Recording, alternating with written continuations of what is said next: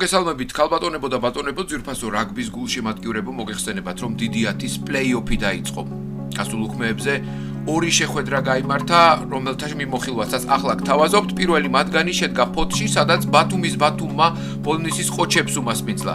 ბათუმმა რეგულარულ სეზონში მეოთხე ადგილი დაიკავა, ხოლო ყოჩებმა მეხუთე, რამაც ბათუმს მისცა შინაური კედლების უპირატესობა, თუმცა ყოჩებმა აბსოლუტურად არაფერად ჩააგდეს ეს ნაკლი და პირველივე წუთებიდან ძალიან აქტიურად შეუტიეს და ვხედავთ ახლა პირველ ლელოს, რომელიც გოგოლაშვილის მშვენიერი შიგნით შექცეული პასის შემდეგ ალექსანდრე ხუსიშვილმა დადო. ეს მოხდა სულ რაღაც მეორე წუთზე, აქედან არ იყო გასული ძალიან ბევრი დრო და ნიკა ჩხიკვაძემ ზელანდიურ სტილში დერეფნით კარგად ისარგებლა და მეორე ლელო მოუტანა ყოჩებს, ასე ანგარიში გახდა ყოჩ სოხაძის ორი გარდასახვის შემდეგ 14-ით 0. ტაიმის მიწურულს კიდევ ერთხელ გაიბწყინეს ყოჩებმა, როდესაც ეს ძალიან ლამაზი დინამიური და უწყვეტი კომბინაცია შემოგთავაზეს. შერკინების შემდეგ შეუტიეს მარცხენა ფლანგზე ყოჩებმა, კარგად გაჭრა ხაზი ხარშილაძემ, თუმცა მისი გაჩერება მოახერხეს მასპინძლებმა, მან ამოაგდო ბურთი, გააგრძელა იერიში გეგენავამ, შემდეგ იგივე გააკეთა კიკვიძემ და საბოლოოდ ისევ გოგოლაშვილის შეცურებულმა ბურთს შეყვა ალექსანდრე ხუციშვილი და დუბლი გაიფორმა ამ შეხვედრაში. ბათუმელებმა მეორე ტაიმში შეძლეს გამოცოცხლება, გონს მოსვლა, მობილიზება და შეუტიეს განსაკუთრებით კი ეს შერკინებას ეხება, რომელიც ძალიან გააქტიურდა და ერთ-ერთი შერკინებათაგანი დასრულდა ლამაზი ლელოთი, რომელიც ლაშა აზალაძემ ძალისმიერ სტილში გაიტანა, ბახო კობახიძემ მიაყოლა გარდასახვა, რითაც ანგარიში გახდა 7-19 ყოჩების სასარგებლოდ. კობახიძემ შეასრულა კიდევ ერთი ჯარიმა, რამაც სხვაობა 9 ქულამდე დაიყვანა 10-19. შემდეგ კი ეს ეპიზოდი იყო, როდესაც ბათუმელებმა ძალიან კარგი რეალური შანსი გაუშვეს დაედოთ ლელო და უკვე რეალურად დაბრუნებულიყვნენ ბრძოლაში.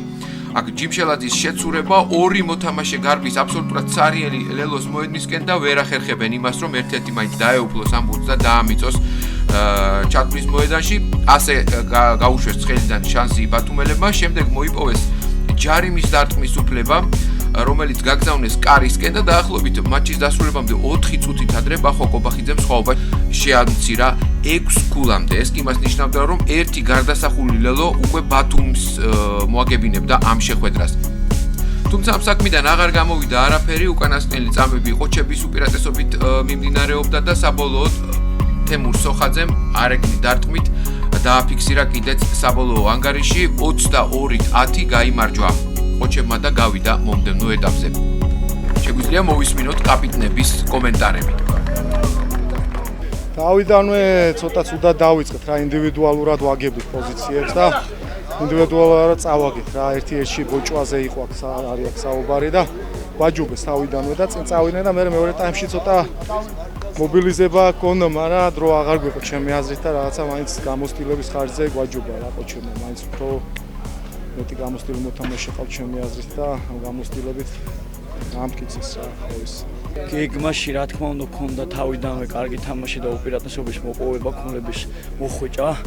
განაპირობა იმამ რომ გუნდმა ძალიან შედეგიანი შეკრება გავიარეთ, სამდღიანი ურეკში ადრე ჩამოვით, მომემზადეთ, გუნდი კარგად შეიგრა და ვფიქრობ ისეთი თამაში ვანახეთ, რომ მთელი სეზონის მანძილზე ალბათ წელს ესეთი თამაში არ გვინახებია. რაც მნიშვნელოვანია პლეი-ოფში, ვფიქრობ მზად ვართ, ძალიან დიდი უპირატესობა მოვიპოვეთ, უბრალოდ მეორე ტაიმში ცოტა მოვეშვით ბათუმის ალბათ სხვა გზა არ ქონდა, უფრო გააქტიურდა და დაძაბული თამაში გამოვიდა საბოლოო ჯამში, როგორც მოსალოდნელი იყო. დიდი მადლობა მინდა ჩემ გუნდს გადაუხადო თავდადებისთვის და ძალიან კარგი თამაშისთვის.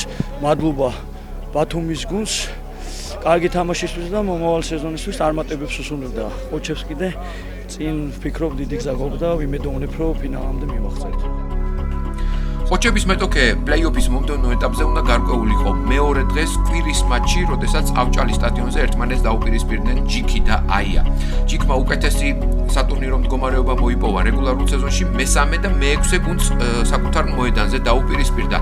თუმცა არც აქ ჩააგდეს სტუმრებმა არაფრად სტუმრის სტატუსი და ძალიან აქტიურად შეუტიეს ქუთაისლებმა პირველივე წუთებიდან აქ ერთი შესაძლებლობა გაუშვეს ხელიდან ლელოზადების, ხოლო მეორე იოსებ კიკვიძემ შესანიშნავად გამოიყენა თავისივე დაკიდებული ბურთი ისე ძალიან მოხერხებულად ახტა მისთვის დაიჭირა და დაამიცა ბურთი ძელებთან ძალიან ახლოს. ჯინჯველაშვილმა გარდასახა, ხოლო ცოტა ხანში რამაზ ხარაზიშვილმა 3 ქულა გაკვითა ჯარიმის მეშვეობით. შემდეგ იყო სამწუთიანი ინტერვალი 35 და 38 წუთებზე, როდესაც ჯიქებმა 2 მოთამაშე გაუშვა სიმბინში, უпростоრედ მსაჯმა გაუშვა, ჯერ ტუჩაშვილი და შემდეგ მჭედლიშვილი, ასე დარჩა 13 კაცი სამარარა გარკვეული წუთების განმავლობაში გორის ჯიქი, თუმცა მის სასახელოდ უნდა ითქვას, რომ ამ დროს ქულა საერთოდ არ გაუშვია, ალბათ სწორედ აქ უნდა მოემატებინა თამაშისთვის და წნეხისთვის ქუთაისის აიას, მაგრამ სტუმრებმა ეს შესაძლებლობა ხელიდან გაუშვეს. თუმცა ხელიდან არ გაუშვეს ქულების დაგროვების მომდევნო შანსი, როდესაც მეორე ტაიმში სრულიად ბრწყინვალე შეტევა განახორციელეს. აქ ერთადერთი შეიძლება რომ სიამოვნებით მიადევნო თვალი ამიერის და უკომენტაროდ დატოვო თუთბერიძის ლელო ნამდვილად ერთ-ერთი საუკეთესო იყო მთელი სეზონის განმავლობაში. მე-60 წუთამდე ვერც თამაში და ვერც ანგარიშით ვერ იტყოდი რომ ქუთაისს რაიმე გაუჭირდებოდა, თუმცა ყველაფერი საწინააღმდეგოდ მოხდა ბოლო მეოთხედში, როდესაც ჯიქებმა ჯერ ტექნიკური ლელო მოიპოვეს მძლავრი მიწოლით ჭერკინებაში, შემდეგ აი ეს ლამაზი ეპიზოდი მარცხენა ფლანგზე, როდესაც მჭედლიშვილმა ცუდი პასი მიიღო, თუმცა მოახერხა აკრობატულ ნახტომში გაეგრძელებინა ეს შეტევა და საბოლოოდ შენგელიამ დააგვირგვინა ის ფრთაზე ლელოთი, ისევ შენგელიას ხედავთ ბურთით ხელში და კარგად უტევენ ისევ მარცხენა ფლანგზე ჯიქები. აქ ბურთი ამოაგდო ხუციშვილმა, ისევ შენგელიამ აიტაცა, გაატანა გაბროშვილს და ამ უკანასკნელმა მატჩის ბოლო ლელო გაიტანა, ბოლო ქულები კი ხარაზიშვილმა შორეული ჯარიმით აიღო და ასე დააფიქსირა საბოლოო ანგარიში.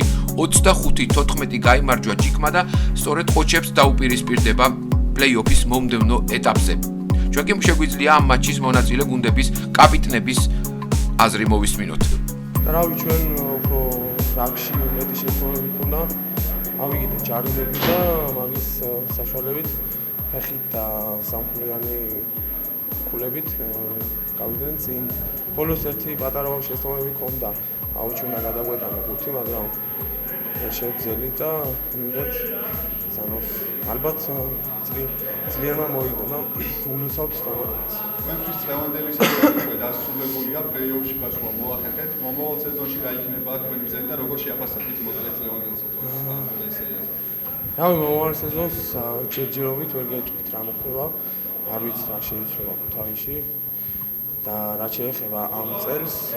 რავი, ჩვენი გუნდით არ ვართ მაყოფილი, რავი, შევძელით თავიდანვე შევძელით წინ წასვლა და შეეხება გამარჯვებულებს ულოცავთ და ჩვენ მაინც ჯიქებს ვსურვებთ წინსვლას და რავი, მაყოფილებთ რა საკმაოდ ამ ჩემპიონატის, ლევანდელის ჩემპიონატით. ვცდილობდით რომ ბურთი შეგვენარჩუნებინა, რადგან ქარის საწინააღმდეგოდ ხანდა არჩეული მოედანი და ვცდილობდით რომ შეგვენახა რა და მეორე ტაიმში ვაპირებდით უკვე ქულების გაკეთებას და გამარჯვებას და შევასრულეთ რა დავალება ტრენერების და ის საერთოდ გუნდის.